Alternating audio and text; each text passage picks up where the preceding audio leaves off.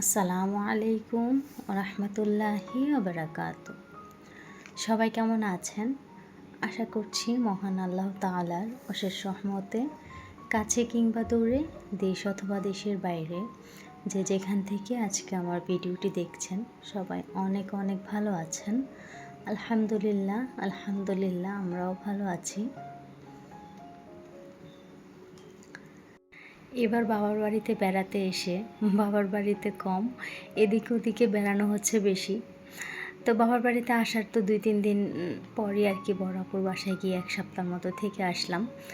যেহেতু আপু এবার আসতে পারিনি, তো আপুর কাছে গিয়ে আর কি আমি বেরিয়ে আসলাম। আর এখন যেহেতু ছোটো বোনও ছিল আমার সাথে, তো ওকে হচ্ছে ওর শ্বশুরবাড়িতে দিয়ে আসতে যাচ্ছি। তো খালামণি অনেকবার করে আর কি ফোন করে বলতেছিল যেন আমি যাই, সাথে আমার খালাতো বোনরাও বলতেছিল যে আমি যেন গিয়ে 2-3 দিন থেকে আসি। তো প্রথমে অনেকবার না করার পরেও আসলে হয়নি। বড় আপু আর কি বেশি করে বলতেছিল যে তোকে আসতেই হবে। তো এখন কি বোনের শ্বশুরবাড়িতে যাচ্ছি না খালার বাসায় যাচ্ছি সেটাই বুঝতে পারছি না। তো আর আসার সময় হচ্ছে আম্মু এক গাদা হচ্ছে ব্যাগ ট্যাগ দিয়ে দিয়েছে, চাল আরও কী যেন, মানে মায়ের তো এইখান থেকে সেইখান থেকে যে মানে যা কিছু পারে একটা করে প্যাকেট করে মেয়েকে দিয়ে দেওয়ার জন্য, এরকম একটা অবস্থা। আমি যখন ঢাকায় যাই আম্মু তখন আমার সাথেও এটাই করে। তো এবার যেহেতু আমি এসেছি, তো বাচ্চা নিয়ে আসলে ব্যাগগুলো নিয়ে আসতে খুব বেশি কষ্ট হয়ে যাচ্ছিলো। পরবর্তীতে আমার খালামণি, তারপর ছোটো খালাতো বোনটা, ওরা এসে আর কি এগিয়ে নিয়ে গেল। আসার পরই তো ওরা খালা বোনজি মিলে কতক্ষণ দুষ্টুমি করলো, ননদ ভাবিরা মিলে কতক্ষণ দুষ্টুমি করলো। তারপরেই তো এখানে দুপুরের খাবারটাও শেষ করে নিলাম।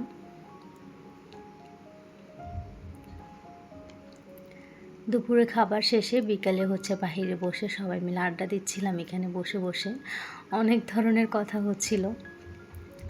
তো চা খেতে খেতে হচ্ছে আড্ডা দিচ্ছিলাম, আর দেখলাম যে খালামণির যে মুরগিগুলো, তো ওগুলো হচ্ছে বাহিরে কত সুন্দর খেলা করছিল। তো এগুলো দেখে না আমারগুলোর কথাও মনে পড়ে গেল যে আমারও তো এরকম থাকতো, কিন্তু আল্লাহ হয়তো চাননি, সেজন্য আর কি আমার সবগুলো মুরগি চড়ে নিয়ে গিয়েছে। তো যাই হোক, কষ্ট পেয়ে তো আর লাভ নেই। এখানেই তো বললাম না, সবাই মিলে বসে হচ্ছে চা খেতে খেতে আমরা গল্প করছিলাম। খালামণি জানে যে আমার চা ছাড়া চলেই না, তো ওনারা কিন্তু এমনিতে চা খায় না, শুধু আমার জন্যই চা বানানো হয়েছে। মানে এখন সবাই খাচ্ছি, তবে রেগুলার ওরা চা খায় না। আমার খালাতো বোনটা বড়টা আর কি খুব বেশি অসুস্থ, কিন্তু এই অসুস্থ শরীর নিয়েও আমি এসেছি দেখে এসে তো খুব খুশি। সাথে হচ্ছে এখানে পিঠা বানানোর জন্য যা যা করার সব কিছু একা হাতেই করছে। পিঠে বানানো কিন্তু অনেক কষ্টসাধ্য একটা কাজ। তো আপু হচ্ছে চাল ভিজিয়ে তারপর হচ্ছে ব্লেন্ডার করে এখন চালগুলোকে আর কি সুন্দর করে ইয়ে করে নিচ্ছে, মিহি গুঁড়িটা আর কি বের করে নিচ্ছে।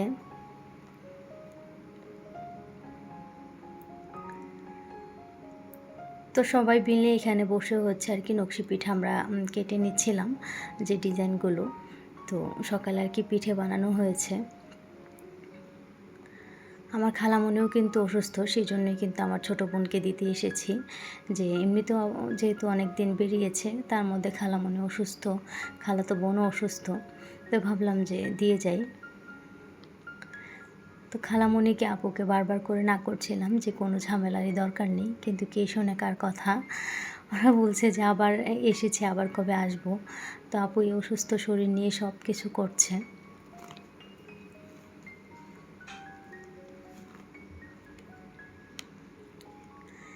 এদিকে হচ্ছে খালামণি পিঠেগুলো ভাজছিল, আর আমার খালাতো বোন আর কি দাঁড়িয়ে দাঁড়িয়ে শিরাই দিচ্ছিল। তারপর হচ্ছে এখানে চিতই পিঠাও বানানো হয়েছে ভর্তা দিয়ে, তারপর হচ্ছে মাংসের ঝোল ছিল, ওগুলো দিয়ে চিতই পিঠাও খেয়েছি।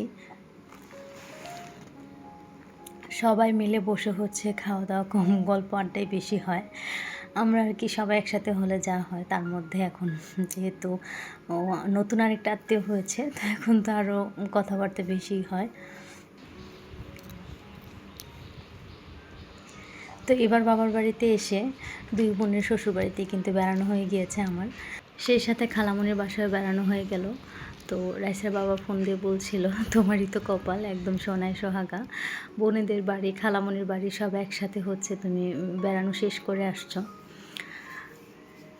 আর আমিও দেখা গিয়েছে কি ঢাকা চলে যাওয়ার পর তেমন কোনো আর কি বের হতে পারি না, শুধুমাত্র বাবার বাড়িতেই আসা হয়।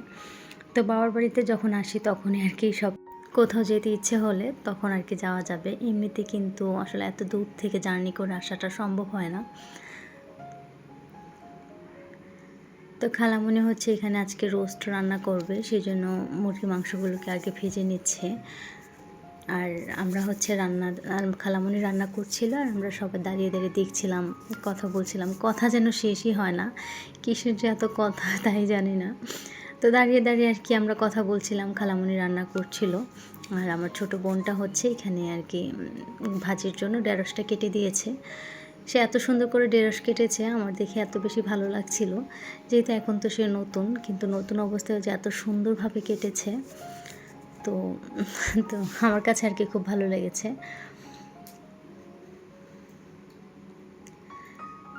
তো দাঁড়িয়ে দাঁড়িয়ে কথা বলতে বলতে খালামণির রান্নাও এখানে শেষ। তো দুপুরে খাবার জন্য বসে পড়লাম। তো এখানে খালামণি আমার পছন্দের পাঙ্গাস মাছ হচ্ছে ছড়া কচু দিয়ে রান্না করেছে, তার মধ্যে হচ্ছে রোস্ট রান্না করেছে, পোলাও, সাদা ভাত, হ্যাঁ ভাজি রান্না করেছে।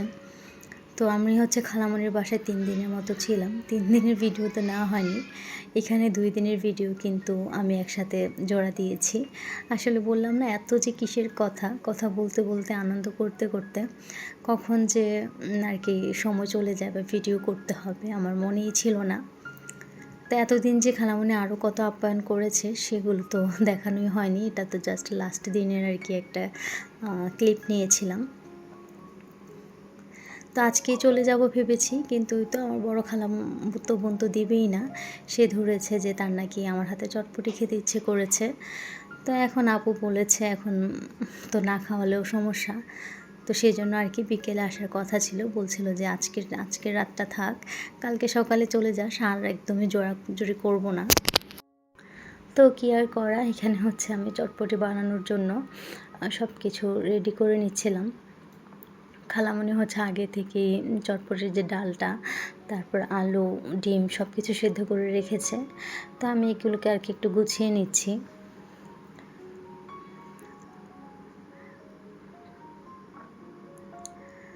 আমার বাড়িতে কিন্তু আমি কখনো চটপটি বানাই না, এগুলো যখনই হয় তখনই হচ্ছে রাইসার বাবা তৈরি করে।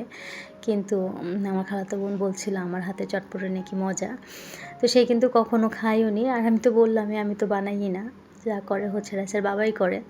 এটা হচ্ছে আর কি আমাকে রাখার একটা নতুন বাহানা।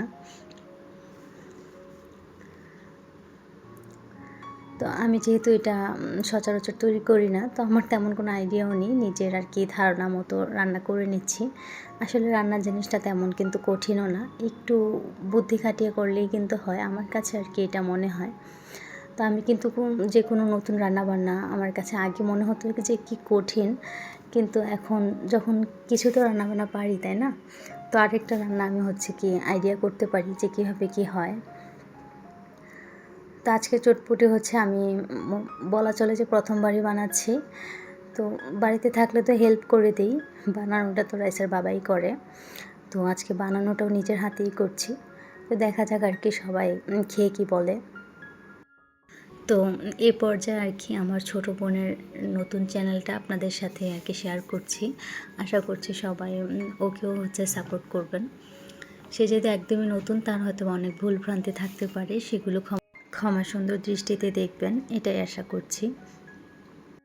তো যারা যারা এখনও আমার ভিডিওটি দেখছেন, আশা করছি আমার ভিডিওটি আপনাদের কাছে ভালো লেগেছে।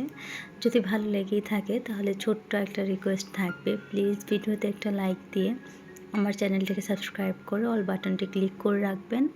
আর যদি আমার ফেসবুক পেজ থেকে দেখে থাকেন তাহলে পেজটাকে ফলো করার অনুরোধ রইল।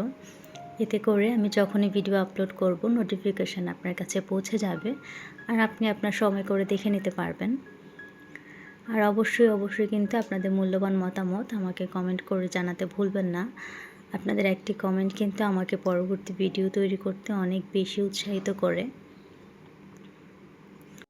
তো এই তো চটপটি সুন্দর করে সাজিয়ে হচ্ছে পরিবেশন করলাম। তো সবাই খেয়ে অনেক বেশি আর কি প্রশংসা করছিল যে অনেক বেশি মজা নাকি হয়েছে।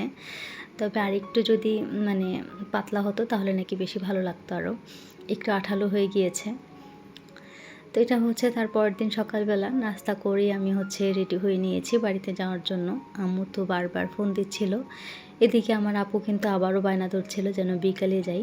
যদি বিকেলে আবার আসতাম তখন কিন্তু আবার বলতো যে কালকে সকালেই যাস, এরকম একটা অবস্থা আর কি। তো আমিও জোরাজুরি করে আর কি চলে আসলাম যে আর থাকা সম্ভব না, আম্মু বাড়িতে একা। এসেছি তো মার সাথে সময় কাটাবো আর কি, সেই জন্য। কিন্তু এবারে সেটা কমই হয়েছে।